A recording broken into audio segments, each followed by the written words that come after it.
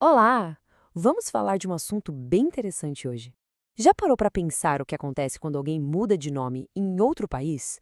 Será que essa mudança passa a valer aqui no Brasil, assim, automaticamente? É exatamente isso que a gente vai desvendar agora.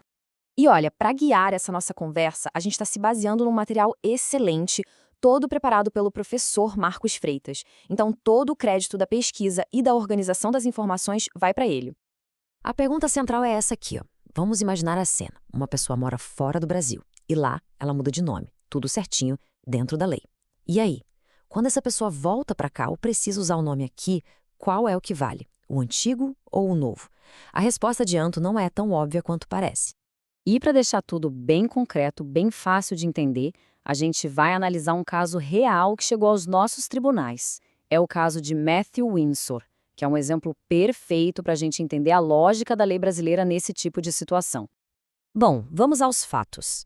Tudo começou com um cidadão que, morando lá nos Estados Unidos, conseguiu uma decisão da Suprema Corte de Suffolk para mudar legalmente o nome dele. O novo nome escolhido, Matthew Windsor. Com esse documento americano em mãos, ele veio para o Brasil e basicamente perguntou à justiça: e agora? Vocês podem reconhecer meu novo nome aqui também? E essa questão foi parar lá em cima, no Superior Tribunal de Justiça, o nosso STJ.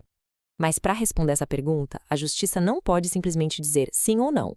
Existe todo um processo para isso. E é agora que a gente vai mergulhar um pouquinho na lei brasileira para entender as regras desse jogo. A palavra-chave aqui é homologação. Parece um nome complicado, né? Mas a ideia é bem simples, na verdade. Pensa que é o processo que a justiça brasileira faz para dar uma espécie de carimbo de validação numa decisão que veio de outro país. Não é julgar o caso de novo de jeito nenhum. É só verificar se aquela decisão estrangeira pode ser aplicada aqui no Brasil sem causar nenhum problema. E onde é que estão as regras para essa validação? Basicamente, em 3 lugares. Primeiro, no Código de Processo Civil, que dá as condições gerais. Depois, no regimento interno do próprio STJ, que explica como o processo funciona lá dentro. E a mais importante para o nosso caso, a Lei de Introdução às Normas do Direito Brasileiro, a famosa LINDB. E é na LINDB que a gente encontra a regra de ouro para essa discussão toda. Está lá no artigo 7º. Ele diz com todas as letras que a lei do país de domicílio da pessoa é a que manda no nome dela. Ou seja, se alguém mora legalmente nos Estados Unidos, é a lei americana que vai valer para as questões do nome. Guarda essa informação, porque ela é o pulo do gato aqui. Certo. Com essa base da lei em mente, vamos voltar para o caso do Matthew Windsor. Afinal, o que o Superior Tribunal de Justiça decidiu? Chegou a hora da gente saber o veredito final. O tribunal se viu diante de um dilema clássico do direito. De um lado da balança estava o direito individual à identidade. Afinal, o nome é uma coisa super pessoal, né? Tem a ver com a forma como cada um se apresenta para o mundo. Do outro lado, o Estado tem o dever de proteger a ordem pública, de garantir a segurança jurídica para todo mundo. Era preciso encontrar um equilíbrio. E olha que interessante essa fala da relatora do caso, a ministra Maria Isabel Galotti. Ela mesma aponta que a própria lei brasileira já não é mais tão rígida como antigamente. O Brasil evoluiu, facilitando a alteração de nomes. Isso mostra uma mentalidade mais moderna da nossa justiça, reconhecendo o quanto isso é importante para as pessoas. E o resultado final foi a aprovação. O pedido do Matthew Windsor foi aceito. E a justificativa do STJ é a chave para a gente entender tudo. Eles deixaram bem claro o seguinte, olha, nosso trabalho aqui não é julgar de novo se a mudança de nome foi certa ou errada. Nosso papel é só checar se a decisão americana ofende 3 coisas sagradas: a soberania do Brasil, a nossa ordem pública ou a dignidade da pessoa humana. Como não ofendia nada disso, foi validada. Simples assim. E essa decisão do STJ não veio do nada, não. Ela está super alinhada com o que os grandes estudiosos do direito no Brasil, os doutrinadores, já defendiam. Vamos dar uma olhada rápida em como o pensamento acadêmico já apontava para essa direção.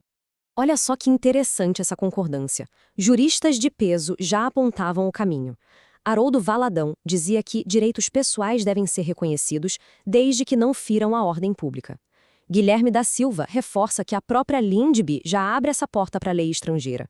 Carlos Alberto Direito coloca a dignidade da pessoa humana como centro de tudo.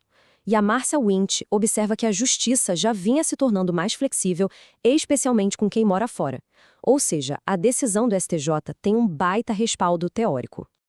Ok, depois de analisar o caso, a lei e a opinião dos especialistas, vamos juntar as peças. O que, afinal de contas, a gente tira de lição de toda essa história? Qual é, como dizem, o resumo da ópera? Então, para ficar bem claro, vamos guardar 3 ideias principais. Primeira, sim, é totalmente possível validar no Brasil uma mudança de nome que foi feita em outro país. Segunda, a regra principal é que a lei do país onde a pessoa mora é a que manda no nome dela. E terceira, mas não menos importante, o Brasil só vai poder barrar essa decisão se ela for uma agressão à nossa soberania, à ordem pública ou à dignidade humana. Fora isso, o sinal está verde. E a gente termina com uma provocação para a gente pensar. O caso Windsor mostra a lei tentando se adaptar a um mundo cada vez mais globalizado, né? Com gente vivendo aqui e ali. A pergunta que fica no ar é: qual o próximo passo? Como o direito precisa continuar evoluindo para acompanhar as nossas identidades que são cada vez mais internacionais? Fica aí a reflexão. Até a próxima.